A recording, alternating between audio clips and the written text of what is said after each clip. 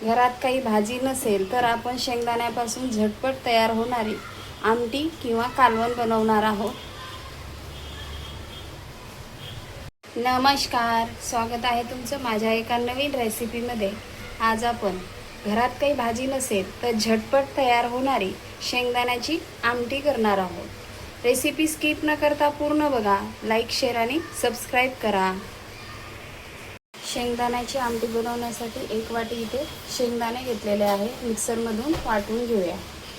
गॅसवर आता आपण कढई ठेवलेली आहे, तेल टाकून घेऊया।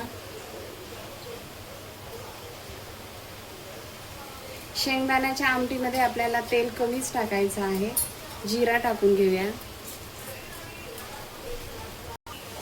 कढीपत्ता, लसूण वाटून घेतलेलं ते टाकून घेऊया।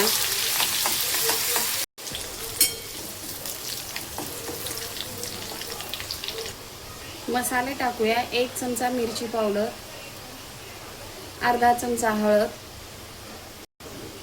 अर्धा चमचा गरम मसाला, चवीनुसार मीठ टाकून घ्यायचं आहे। शेंगदाणे वाटून घेतलेलं ते टाकून घेऊया।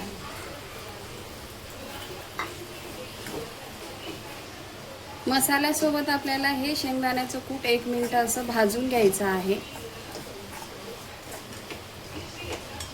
आणि आता आपण याच्यामध्ये 1 ग्लास गरम पाणी टाकून घेणार आहोत।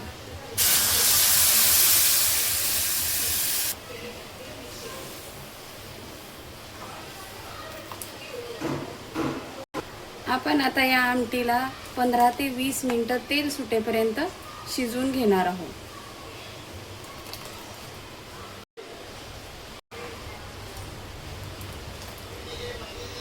शेंगदाण्याच्या आमटीला मस्त असं तेल सुटलेलं आहे।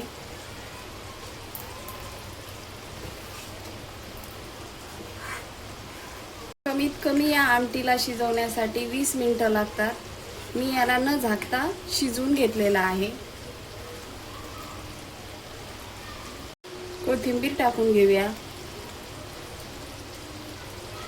मस्त अशी शेंगदाण्याची आमटी आपली आता शिजलेली आहे। आता आपण गॅस बंद करून घेऊया।